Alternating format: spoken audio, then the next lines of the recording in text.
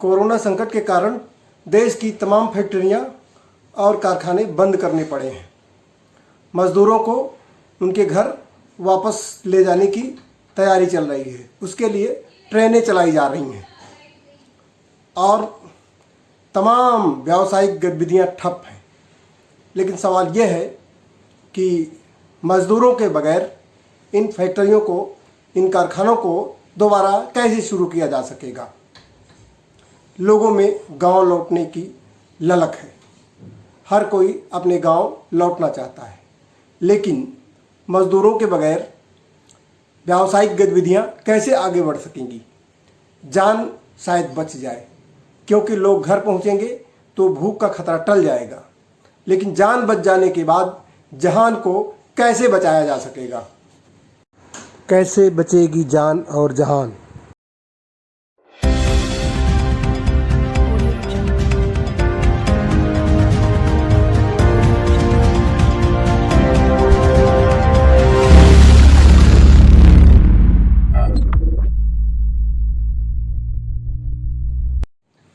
नमस्कार, स्वागत है आपका। आप देख रहे हैं इन्फोपोस्ट टीवी का खास कार्यक्रम बतकही। मैं हूं श्रीकांत सिंह, वरिष्ठ पत्रकार और मीडिया प्रोफेशनल। आज की बतकही में हमारी चर्चा का विषय है कैसे बचे जान और जहान। जान बचाने के लिए पूरे देश में लॉकडाउन है, तालाबंदी है, सब कुछ ठप है और लॉकडाउन को 2 सप्ताह के लिए और बढ़ा दिया गया है। इस पर सवाल यह है कि आखिर इस तरह का लॉकडाउन कब तक हम लॉकडाउन में कैद रहेंगे और कैसे जान और जहान दोनों को बचाया जा सकेगा। जैसा कि कोरोना के मामले बढ़ रहे हैं और हम लॉकडाउन पर लॉकडाउन बढ़ाते जा रहे हैं, इसलिए लॉकडाउन के वर्तमान स्वरूप पर चर्चा करना जरूरी है और इसके लिए तमाम सुझाव आ रहे हैं। उनमें से बहुत सारे सुझाव उपयोगी भी लग रहे हैं और बराबर लॉकडाउन के स्वरूप को बदले जाने पर विचार किया जा रहा है। तरह तरह के सुझाव आ रहे हैं। तो लॉकडाउन कैसा हो, इस पर विचार करना बहुत ज़रूरी हो गया है। अब जान के साथ जहान की बात कहीं ज़्यादा महत्वपूर्ण होती जा रही है। अगर किसी से कहा जाए कि उसकी जान बचा ली जाएगी, लेकिन उसका जहान छीन लिया जाएगा, उसकी सारी संपत्ति छीन ली जाएगी, तो व्यक्ति यही कहेगा कि हम तो जीते जी मर जाएंगे। कुछ वही स्थिति इस कोरोना संकट में सामने नजर आ रही है। हम लगातार लॉकडाउन के 2 चरण बिता चुके हैं, लेकिन अभी भी ऐसी स्थिति नहीं बनी है कि हमारे उद्योग धंधे और हमारे कामगार अपनी गतिविधियों के साथ पटरी पर आ सकेंगे। और सबसे बड़ी बात यह है कि ये कामगार, ये मज़दूर, ये सब अपने घर को जा रहे हैं, अपने गांव को लौट रहे हैं और ये कह रहे हैं कि जिस परेशानी का उन्हें सामना करना पड़ा, तो वे अब वापस महानगरों में नहीं लौटेंगे और ग्रामीण क्षेत्रों में ही अपने लिए संभावना तलाशेंगे। लेकिन उन फैक्ट्रियों और उन कंपनियों का क्या होगा जिनके मज़दूर उन्हें छोड़कर चले गए। ये कहना ज़्यादा सटीक नहीं होगा, क्योंकि बात एक तरफा नहीं है। उन कंपनियों, तमाम कंपनियों के जो मालिक हैं, उन्होंने ही अपने मज़दूरों को छोड़ दिया। उन कंपनियों के मालिकों ने अपने मज़दूरों की कोई ऐसी व्यवस्था नहीं की कि उनका जीवन चल सके और वो धैर्य नहीं रख पाए। उन्होंने धैर्य छोड़ दिया कि पता नहीं कितने दिनों तक इन्हें खिलाना पड़ेगा और उन्हीं कंपनी के मालिकों ने फैक्ट्रियों के मालिकों ने अपने ही कामगारों और मजदूरों को असहाय कर दिया, जिससे वह अपने घर जाने को मजबूर हो गए। लेकिन अब चुनौती ये होगी कि उन मजदूरों को क्या शहरों में वापस लाया जाएगा, क्या व्यवस्था होगी उनकी, क्योंकि किसी कामगार को, किसी मजदूर को जितनी ज़रूरत काम की होती है उतनी ही ज़रूरत कंपनी मालिक को, फैक्ट्री मालिक को मजदूर की होती है। क्योंकि मजदूरों के बगैर, कामगारों के बगैर केवल पैसे से, केवल मशीनों से विकास का पहिया आगे बढ़ नहीं सकता है। अभी तकनीक इतना आगे नहीं है कि मजदूरों को पूरी तरह से उससे बाहर किया जा सके। तो ये एक बहुत बड़ी चुनौती है और इस चुनौती का सामना दोनों को करना पड़ेगा, कामगारों को, मजदूरों को भी और फैक्ट्री मालिकों को भी। तो इस स्थिति में ये विचार करना ज़रूरी हो गया है कि आने वाले दिनों में हमारा औद्योगिक ढांचा कैसा होगा, हमारे कामगारों का, उनके काम करने का स्वरूप कैसा होगा। कहीं ये बातें उस ओर इशारा तो नहीं कर रही हैं कि जिस तरीके से जापान में हर घर कारखाना है, कहीं ऐसा तो नहीं होगा कि प्रोडक्शन के लिए जो मज़दूर हैं, जो कामगार हैं, उन घरों को यूनिट में तब्दील किया जाए। लेकिन कुछ न कुछ तो करना पड़ेगा। और कोरोना का संकट जिस ओर इशारा कर रहा है, चाहे उसको अपनाया जाए या ना अपनाया जाए, लेकिन इशारा इसी तरफ कर रहा है कि कामगारों को, मज़दूरों को, उनके घरों को जहां लौट गए हैं, उसी क्षेत्र को, जिस स्थान में रहते हैं वो, उसी क्षेत्र को एक छोटी छोटी प्रोडक्शन यूनिट में कन्वर्ट कर दिया जाए और उन सारी चीज़ों को देश के स्तर पर इकट्ठा करके, असेंबल करके एक बड़ी कंपनी को चलाया जा सके। ये एक इशारा मात्र है कि जैसी परिस्थिति है उसके हिसाब से क्या ये देश उसमें ढल पाएगा या इस गैप की वजह से हमारे देश की कंपनियां, हमारे देश की फैक्ट्रियां, हमारे देश के आर्थिक क्षेत्र ये सारे ढह जाएंगे या नई परिस्थितियों के अनुसार कंपनियां और कामगार एक संतुलन के साथ अपने को बदल पाएंगे। कोरोना संकट के इस दौर में लॉकडाउन के 2 चरण आपने सकुशल बिता लिए हैं। स्थितियों को नियंत्रण में नहीं तो काफ़ी कुछ संतोषजनक कहा जा सकता है, क्योंकि दुनिया भर से तुलना करें तो भारत में मौतों की दर अभी नियंत्रित है और ऐसा भी माना जा रहा है कि अभी हम कोरोना पर पूरा नियंत्रण के साथ आगे बढ़ रहे हैं। लेकिन इन 2 चरणों में आपको बड़ी असुविधा भी हुई होगी। आपके बाल बढ़ रहे होंगे, आपको चिंता होगी बाल कैसे कटाएंगे, क्योंकि कुछ जीवन में ऐसी चीज़ें होती हैं कि जिनके रुक जाने से बड़ी ही असुविधा महसूस होती है। लेकिन 4 मई से 2 सप्ताह के लिए यानी 17 मई तक लॉकडाउन का तीसरा चरण शुरू हो रहा है। लेकिन इस पूरे चरण में, इस 2 सप्ताह की पूरी अवधि में कुछ छूट दी जा रही है, जिन्हें अभी आपके लिए बहुत ज़्यादा संतोषजनक तो नहीं कहा जा सकता, लेकिन गृह मंत्रालय ने रेड, ऑरेंज और ग्रीन जोन में बटे देश के जिलों के लिए दिशा निर्देश जारी किए। अब इन दिशा निर्देशों का राज्य सरकारें कितना पालन करा पाएंगी, ये एक बहुत बड़ी चुनौती होगी। और सबसे बड़ी चुनौती ये है कि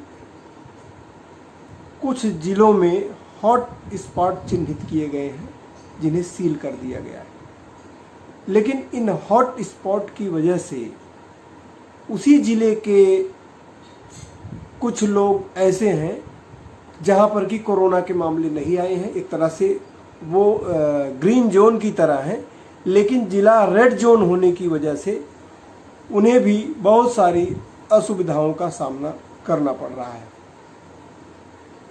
इस पर सुझाव ये आ रहे हैं कि ये जोन का जो वितरण है इसे ज़िले के आधार पर नहीं बल्कि कोरोना मामलों के आधार पर घोषित करना चाहिए, ताकि किसी एक छोटे से इलाके की वजह से पूरे ज़िले के लोग परेशान न हों। लेकिन इसके साथ ही यह चुनौती भी जुड़ी हुई है किसी रेड जोन वाले ज़िले में अगर हॉट स्पॉट के अलावा क्षेत्रों को छूट दी गई तो स्थिति नियंत्रण में कैसे रहेगी, प्रशासन के लिए एक चुनौती रहेगी। तो सुझाव तो अच्छा है, लेकिन व्यवहारिक रूप से देखा जाए तो वो प्रशासन के लिए एक बहुत बड़ी चुनौती होगा। लेकिन अगर प्रशासन इस आधार पर काम करता है, दिशा निर्देशों को इस आधार पर लागू करता है, तो एक बहुत बड़ी संख्या में लोगों को राहत मिल सकती है। लेकिन फ़िलहाल आपको जो गृह मंत्रालय के दिशा निर्देश हैं और उन्हें राज्य सरकारें जिस रूप में लागू करा रही हैं, उसी के तहत अगले 2 सप्ताह तक जीवन यापन करना है। तो हम थोड़ा सा देखते हैं कि किस प्रदेश में, किस ज़िले में कहाँ पर क्या व्यवस्था है और इन दिशा निर्देशों से कौन लोग खुश हो सकते हैं और कौन से लोग ऐसे हैं जिन्हें अभी 2 सप्ताह तक धैर्य बनाकर रखना होगा। उत्तर प्रदेश के संदर्भ में एक बड़ी बात आपको बता दें कि लॉकडाउन के तीसरे चरण में कुछ क्षेत्र ऐसे हैं जहां पर शराब, बियर और भांग की दुकानें खुल सकेंगी। ऐसा नहीं है कि शराब, भांग और बियर ये कोरोना की दृष्टि से किसी भी रूप में लाभदायक है, लेकिन इस कोरोना संकट में ये पता चला है कि कुछ सामाजिक बुराइयां भी इस समाज को सहयोग करती हैं और इसलिए मजबूर होकर उत्तर प्रदेश सरकार को इन सेवाओं को छूट देनी पड़ रही है, क्योंकि शराब से जो टैक्स आता है, जो आबकारी कर आता है, उससे जो है सरकार के बहुत सारे खर्चे चलते हैं और उस खर्चे से सरकार अपने स्टाफ को वेतन देती है और बहुत सारे खर्चे अपना चलाती है। लेकिन अगर शराब की दुकानें ज़्यादा लंबे समय तक बंद रखी जाती हैं तो सरकार के सामने आर्थिक चुनौती पैदा हो सकती है। दूसरी बात यह है कि पिछले दिनों ऐसी चर्चा सामने आई थी, ऐसी खबरें सामने आई थी कि शराब की कालाबाजारी हो रही है, गुटखा, तंबाकू भी जो है ब्लैक में बेचा जा रहा है, जबकि इन पदार्थों पर सरकार को अच्छा खासा टैक्स मिलता है, लेकिन सरकार के हिस्से का पैसा एक ऐसा समूह ले जा रहा था जो कि कालाबाजारी के जरिए सरकार को चूना लगा रहा था।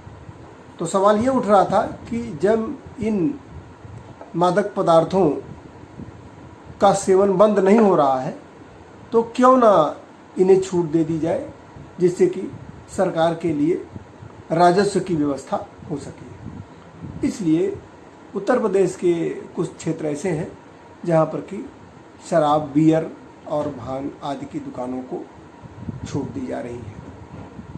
तो ये तो शराब पीने वालों के लिए अच्छी खबर है, लेकिन शराब न पीने वालों के लिए भी अच्छी खबर है, क्योंकि अगर सरकार के पास धन आएगा तो वह लोगों की यही काम आएगा। भले ही हम शराब पीने वालों को हिकारत भरी नज़र से देखें, उनकी निंदा करें, उनकी आलोचना करें, लेकिन कोरोना के संकट में वही शराब पीने वाले समाज के काम आ रहे हैं। लॉकडाउन के तीसरे चरण में रेड जोन वाले किसी भी छूट की उम्मीद ना करें। रेड जोन वह क्षेत्र हैं जहां पर कि कोरोना के मामले लगातार बढ़ रहे हैं, लेकिन ग्रीन जोन ऐसे हैं जहां पर कि पिछले 21 दिनों में कोरोना का एक भी मामला ना आया हो। इसी प्रकार ऑरेंज जोन जो है उसमें अगर उसमें स्थितियां नियंत्रण में हैं, कोरोना के मामले नहीं बढ़ रहे हैं, वहाँ पर शर्तों के साथ छूट दी जा रही है। उत्तर प्रदेश के संदर्भ में ऑरेंज और ग्रीन जोन में हार्डवेयर की दुकानों को और मोबाइल रिपेयर की दुकानों को, इस तरह के जो कुछ ज़रूरी सेवाएं हैं उनको छूट दी जा रही है।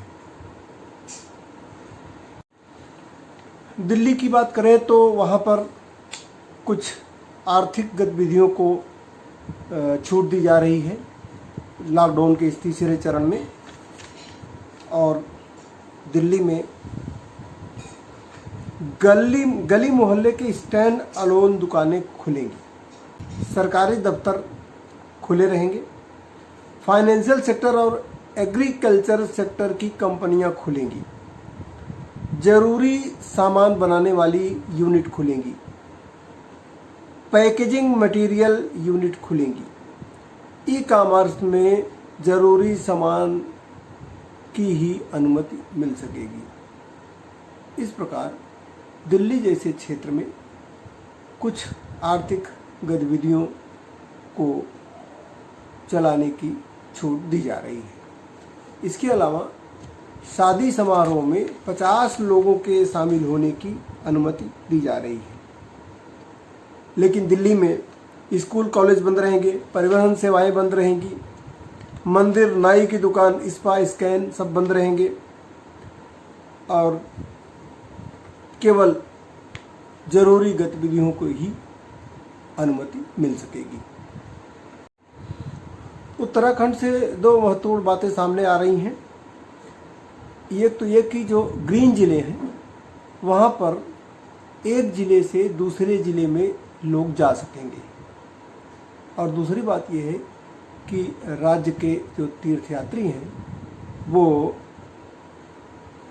अब थोड़ी यात्रा कर सकेंगे, वे केदारनाथ और अन्य हिमालयी मंदिर जा सकेंगे।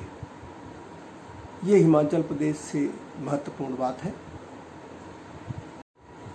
बिहार के 33 जिलों के लोग अब अपने बाल कटवा सकेंगे। वहाँ पर 5 जिले रेड जोन में हैं, 20 जिले ऑरेंज जोन में हैं और 13 जिले ग्रीन जोन में शामिल हैं। और वहाँ पर ई कॉमर्स कंपनियाँ गैर अनिवार्य सामानों की बिक्री भी कर सकेंगी। तो बिहार के लोगों के लिए ये एक अच्छी खबर है कि वहाँ पर 33 जिलों के लोग अब बाल कटवा सकेंगे, क्योंकि वहाँ नाई की दुकानें खुलेंगी और ये उनके लिए बड़ी बात है। तो जैसा कि देखा आपने कि अलग अलग प्रदेशों, अलग अलग जिलों, अलग अलग क्षेत्रों के अनुसार लॉकडाउन के तीसरे चरण में अलग अलग तरह की छूट शर्तों के साथ दी जा रही है। इससे जो है जीवन के खुलने की उम्मीद बढ़ी है। अगर आपके ज़िले में बाल कटवाने की छूट नहीं है, अगर आपके ज़िले में और भी कुछ जिन गतिविधियों को आप ज़रूरी समझ रहे हैं उनको छूट नहीं है, तो इस लॉकडाउन के तीसरे चरण में जिस तरीके से छूट दी जा रही है, इससे आप उम्मीद कर सकते हैं कि आने वाला समय इस लॉकडाउन के तीसरे चरण के 2 सप्ताह बीत जाने के बाद स्थितियां नियंत्रण में रहेंगी और छूट का दायरा बढ़ेगा, और जिससे जो आपका जीवन बंधा हुआ है, कैद है, उसे खुले आसमान में उड़ान भरने का मौका मिलेगा। तो हम उम्मीद करते हैं कि हमारा कॉन्फिडेंस, हमारा इम्यून सिस्टम, ये सब मिल करके कोरोना से लड़ेंगे, जीतेंगे और सफल होंगे, और धीरे धीरे हमारी ज़िंदगी पटरी पर आएगी। तो इस उम्मीद के साथ आज की बतकही में श्रीकांत सिंह को दीजिए इजाज़त। हम और तमाम मुद्दों को लेकर के बतकही के किसी नए विषय के साथ आपके सामने फिर उपस्थित होंगे। नमस्कार। अंत में कोरोना संकट और जज्बा।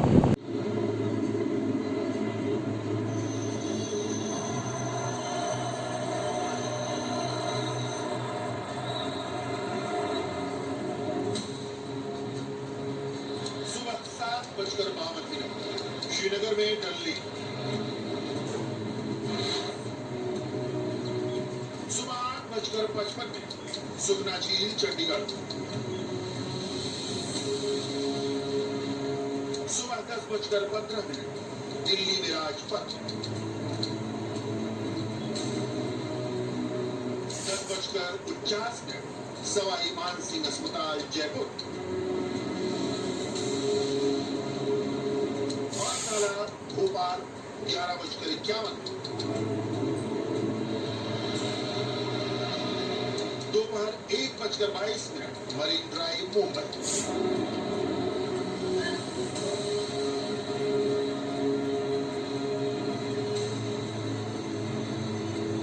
दोपहर 2:40 हुसैन सागर हैदराबाद।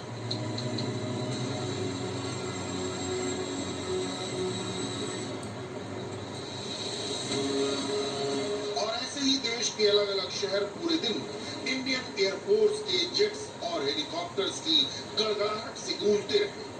3 मई को पूरे देश की सेना एक अलग मोर्चे पर तैनात थी और इसका मिशन था कोरोना वॉरियर्स के जज्बे को सलाम। सेना के इस ट्रांसपोर्टर का रोल और भी अहम है। जब से भारत में कोरोना से लड़ने की तैयारी शुरू हुई, ये और इसके साथी विमान फ्रंट लाइन पर काम कर रहे हैं। भारतीय वायुसेना इस वक्त 600 टन से ज्यादा मेडिकल सामान देश के कई शहरों और विदेशों तक पहुंचा चुकी है। इनमें वायुसेना के C-130J हरक्यूलिस के अलावा C-17 ब्लूमास्टर, IL-76 गजराज और एयरफोर्स के वर्क हॉर्स AN-32 विमान शामिल। इनके अलावा 2 और विमान एवरो और डॉल्फिन। कोरोना वायरस के खिलाफ एक तरह से पूरा देश एक टीम की तरफ काम कर रहा है। एक तरफ मेडिकल स्टाफ है तो दूसरी तरफ सेना है जो उनकी जरूरत का सामान ला रही है। ये एक तरह का टीम वर्क है और पूरा देश इसके साथ है। इसी टीम वर्क को पहचान दिलाने के लिए वायुसेना के जेट फाइटर फ्लाई पास्ट के जरिए कोरोना वॉरियर्स का जोश बढ़ाया।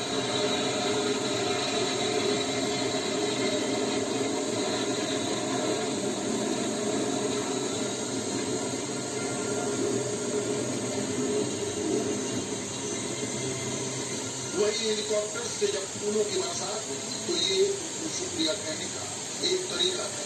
यानी कोरोना के खिलाफ भारत की लड़ाई में न सिर्फ मेडिकल स्टाफ शामिल है बल्कि पूरी सेना साथ दे रही है। लॉकडाउन के बाद से देश में सभी नागरिक उड़ानों पर रोक और सिर्फ कार्गो ले जाने वाले विमान उड़ रहे हैं। ऐसे में एयरफोर्स इस वक्त देश की लाइफलाइन बनी। एयरफोर्स ने पिछले कुछ दिनों में दिल्ली, सूरत और चंडीगढ़ के अलावा मणिपुर, नागालैंड, जम्मू कश्मीर और लद्दाख में 25 टन से ज्यादा सामान सप्लाई किया है। वायुसेना ने मिजोरम में एक दिन पहले ही 22 टन सामान भेजा। ये सामान पूरे पूर्वोत्तर राज्यों में सप्लाई किया जाएगा। इनमें मेडिकल दस्ताने, बुखार जांचने की मशीनें, सैनिटाइजर और पीपीई भी शामिल। इनके अलावा डॉक्टर और बाकी मेडिकल स्टाफ को भी वायुसेना के विमानों से एक शहर से दूसरे शहर जरूरत पड़ने पर भेजा जा रहा है। इस वक्त वायुसेना के की बेस पर क्वारंटीन की फैसिलिटी तैयार है। हिंडन और तंबारम एयरबेस पर ईरान और मलेशिया से लाए गए भारतीयों को रखा भी जा चुका है। बेंगलुरु के कमांड हॉस्पिटल में कोरोना की टेस्टिंग फैसिलिटी भी है।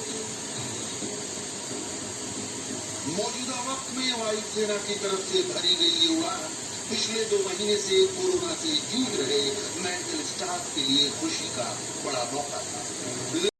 जवाब घर से ना निकलिए, जीवन ये लाजवाब घर से ना निकलिए, जीवन ये लाजवाब घर से ना निकलिए, ये वायरस जानसाज घर से ना निकलिए, ये वायरस जानसाज घर से ना निकलिए, कोरोना का इलाज है घर से ना निकलिए, कोरोना का इलाज है घर से ना निकलिए, ये दुश्मन जंगबाज है घर से ना निकलिए, ये दुश्मन चालबाज है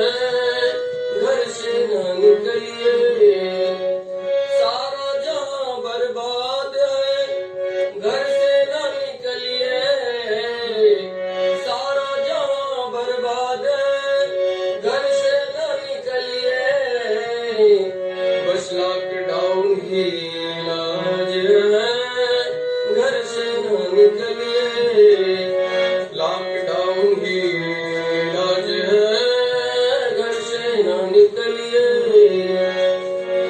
साबुन से हाथ धोइए घर से ना निकलिए,